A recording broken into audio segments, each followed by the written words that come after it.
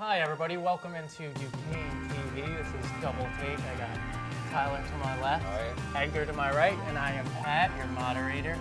I want to start off talking about a little sports, and why don't we talk about Duquesne football? Big weekend coming up for Duquesne football. We got a football player of our own, Edgar, over here. Yes. So how you feeling about the game, Edgar? I'm pumped. I'm really pumped. I mean, when I signed my scholarship here, that was one thing I really wanted to emphasize on, just bringing a winning spirit to the team.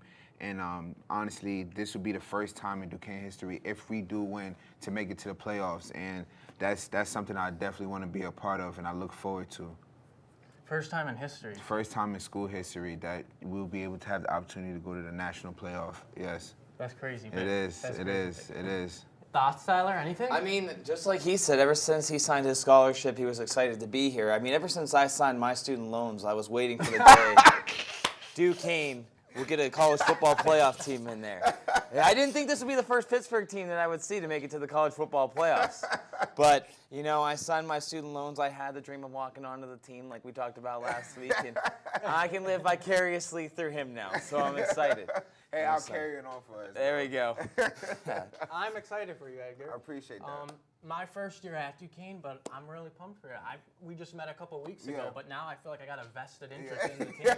I want to see you do successful. I appreciate that. I hope you guys do big. And we will come out there and do our best.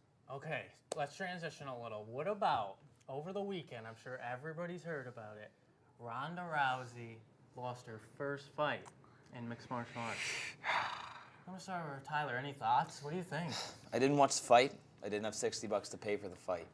But to me, it's tough. It's tough because I feel like women's fighting was better when Ronda Rousey was on top.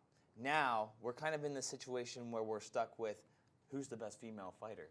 I think other than Holly Holm now, does anybody even know another female fighter other than Ronda Rousey right now?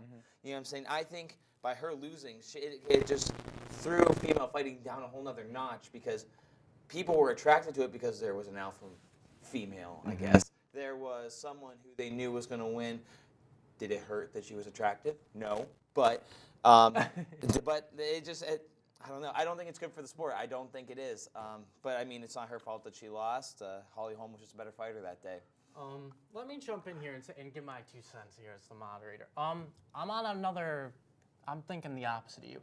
Because Ronda Rousey was so dominating, right? She beat every opponent. She was winning in literally seconds. Like, she would knock people out in like 30 seconds. It was boring, right? Her sales were not that great. Yeah. As Floyd Mayweather brought up, Money Mayweather, they call him, he was making more money his pay-per-view than Ronda Rousey because Ronda Rousey, I think, got a sense in boring because she didn't have any competition. Yeah. So now that she has competition, could this just be like the UFC? Now, obviously, there's going to be a rematch, we presume. Well, that's a problem. Her fights were $60 and people were on the fence, but at least you knew who Ronda Rousey was. That was the thing. Now, there's someone on top now. Are you going to pay $60 for a Holly Holm fight? That's the thing. Or any other women fighter, are you going to pay money to watch them fight?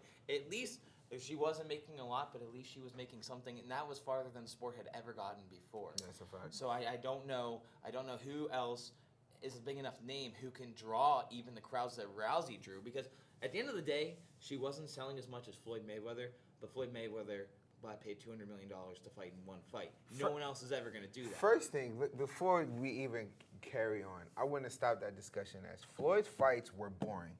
But at the end of the day, Floyd was making money being strategic about his fights and knowing how to use his defense as his offense. As in, from what I heard, I didn't watch a lot of that female fighter, but she's just obliterating her opponent before even a minute hits. So, I mean, end of the day, I feel like it's just going to draw more attention to the sport because now everybody, it's not just her now. I feel like now everybody knows about the woman that beat her and also another person that can come and beat that woman. So it's not as in just one person. Now it's an even playing field, in my opinion. Well, here's a question for you. Since Holly Holm now won, are you more excited for Holly Holm's next fight or Ronda Rousey's next fight? Even now after this fight. I'm more eager to see how Ronda bounces back from this because from what I've heard, usually when she comes into a fight, she's in a lot more better shape. But everybody said she looked so tired between in a fight, and also she came in a little bit bigger from what I've heard because usually when she comes in a fight, her stomach is a little more toned. She's a little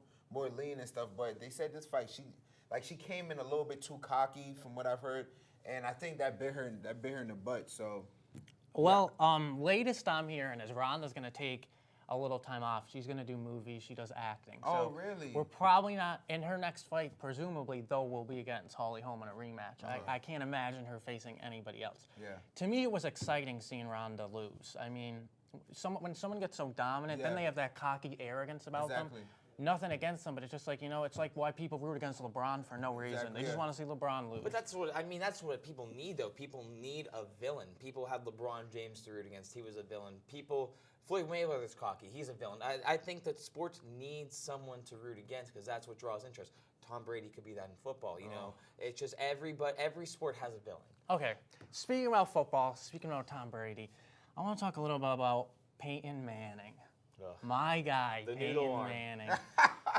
What do you think? What that ugly performance Sunday, but what do you think about poor Peyton? Have sympathy. He's got a weak body, but he's got a big brain. It's only going to take you so far in football. It took him this far. But I don't know how much farther it's going to take him. With the Peyton situation, I feel like one thing is Peyton is one of the greatest quarterbacks of all time. Thank you. That's you have to give props when it's due. But I just feel like you could really see from the start of the season till now, Peyton has not shown being Peyton and how he usually plays to his level. And I'm not trying to say it's an end because they're still in the season. They still have a dominant team. And dominant defense They out have there. a dominant defense. And with a team like that, you can win with Peyton just doing Average quarterback play. bare minimum because that defense is phenomenal. And we've seen teams win with a bare minimum quarterback win the Super Bowl. Trent Dilfer. Exactly. And that was just the number one team I was about to suggest. But I'm not going to say it's sad to see Peyton go like this, but at the end of the day, that's life. At a time, you're just going to reach your peak, and then you're going to have to just say farewell. But I think Peyton will bounce back from this because I believe he's taking a week off. They're resting him. Yeah. And I feel like he'll come back because at the end of the day, he's a smart man, and he's a smart football player. So he's going to make the best out of his situation that he's in right now. It's just the Father Time's undefeated, and just when you think you found someone who's gonna beat him, who's gonna step up his game. I mean, Tom Brady wants to play for another 10 years. It's not gonna happen. It's just not gonna happen. I don't know why. I can't explain it. It's just that Father Time catches up with everybody. But cause I know Peyton's probably gonna watch this, and I'm the biggest Peyton fan ever, and these two are bashing him kind of, not as so much I guess. But man, I just love Peyton Manning. I love his mind. I mean, he hasn't looked good this season. I'll be honest with you, he hasn't. But I think he's going to bounce back. Yeah. I do. I just think he needs a couple weeks off to heal. He's 39 years old. Yeah, that's pretty old. I mean, it is. But I don't think he's done. He has plantar fasciitis, which is a serious condition. I'm sure he does.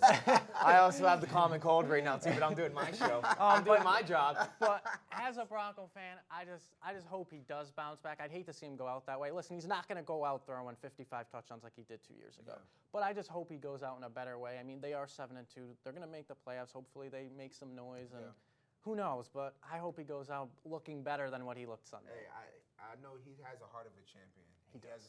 I love the way he competes, man. And at the end of the day, he's not going to go out like that. And that's why I believe he'll come back, bounce back, and be strong. Okay.